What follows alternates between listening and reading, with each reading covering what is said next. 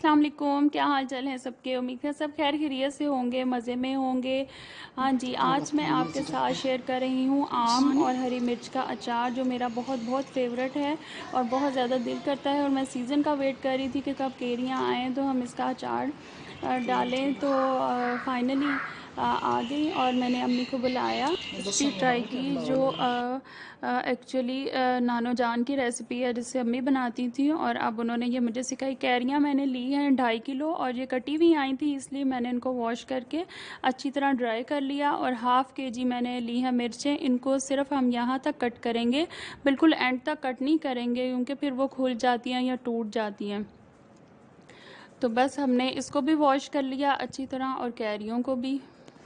ख्याल रखिएगा कि कैरियाँ और हरी मिर्चें बिल्कुल ड्राई होनी चाहिए, और जिस बर्तन में आप इसको बाद में डालेंगे वो भी बिल्कुल ड्राई होना चाहिए, तो आपका अचार बिल्कुल ठीक रहेगा। अब हम इनका पानी निकालने के लिए इनको हल्दी और नमक लगा के रखेंगे। हल्दी और नमक मैंने 4-4 टेबलस्पून रखा था। टोटल मेरी क्वांटिटी ये 3 kg बन रही थी, तो मैंने इसमें 4-4 टेबलस्पून नमक और हल्दी लगा के उसको अच्छी तरह मिक्स करके, तो इसको 1 दिन के लिए मैंने डिब्बे में बंद करके रख दिया था ताकि इसका पानी अच्छी तरह निकल आए।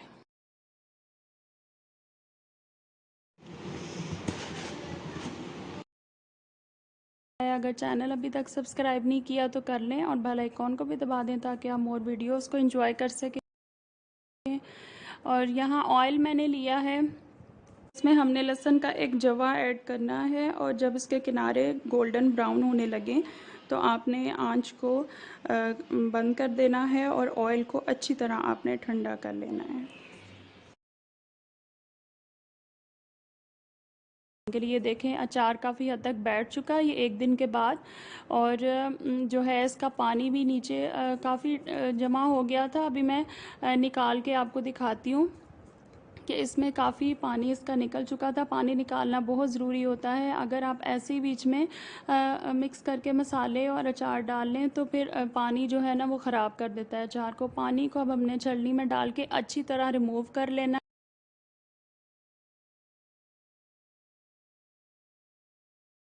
करने के बाद ये सारे मसाले हैं जो हम इसमें ऐड करेंगे, उनको पहले हम अच्छी तरह मिक्स कर लेंगे, फिर हम इसमें ऐड करेंगे। बिस्मिल्लाहिर्रहमानिर्रहीम स्टार्ट करते हैं। इसमें मैंने 1 टेबलस्पून नमक डाला है, और धनिए को, खुश्क धनिए को मैंने थोड़ा सा कूट के हल्का हल्का ग्राइंड करके वो मैंने 5 टेबलस्पून ऐड किया है। इसके अलावा मैंने कुटी हुई लाल मिर्च इसमें डाली है 3 टेबलस्पून। मेथी दाना इसमें मैंने 4 टेबलस्पून ऐड की है। फिर मैंने डाला है राई दाना 1 टेबलस्पून, और सौंफ मैंने 1 कप, उसको भी हल्का हल्का ग्राइंड कर लिया था। इसके अलावा कलौंजी डाली है 4 टेबलस्पून, और साबुत काली मिर्चें डाली हैं 2 टेबलस्पून, और हल्दी डाली है 1 टेबलस्पून, और ज़ीरा डाला है 4 टेबलस्पून।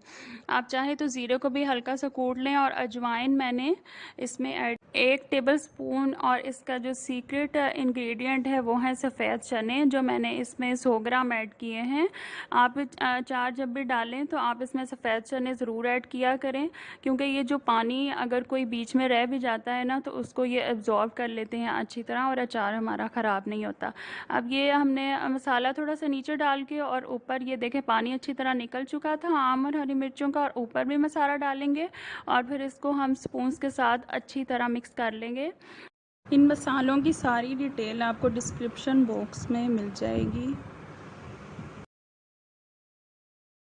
और बनाते हुए मुंह में पानी आ रहा था, अम्मी बना रही थी और मैं सीख भी रही। पहले हमेशा बन के आ जाता था, तो इस दफ़ा मैंने घर में अम्मी को बुलाया कि मुझे डाल के दें। बहुत ज़्यादा क्रेविंग होती है, दाल चावल बने या कोई भी राइस बने तो उनके साथ अचार खाने का बहुत ही मज़ा आता है। अब ये मसाले समेत हमने कोई भी मसाला इसको छोड़ना नहीं है, सारा हमने इसके अंदर ऐड कर देना है बॉक्स में। और अब हम इसमें ऑयल डालेंगे। ऑयल को याद रखिएगा कि आपने बिल्कुल इसको ठंडा करने के बाद आपने इसमें ऐड करना है। ऑयल इतना होना चाहिए कि अचार जो है वो बिल्कुल इसके अंदर डिप हो जाए। और लहसुन जो हमने इसमें ऐड किया था वो हम रिमूव कर लेंगे। पहले मैंने 2 kg ऑयल ऐड किया था, लेकिन अम्मी को कम लग रहा था, फिर मैंने ½ kg नेक्स्ट डे मैंने इसमें ऐड किया। और आप देख लेंगे एक दिन के फ़र्क से ही इसके कलर को फ़र्क पड़ा है, और इंशाल्लाह 1 वीक में ये बिल्कुल रेडी हो जाए। इसको अच्छी तरह इस तरह आपने डिप कर लेना है।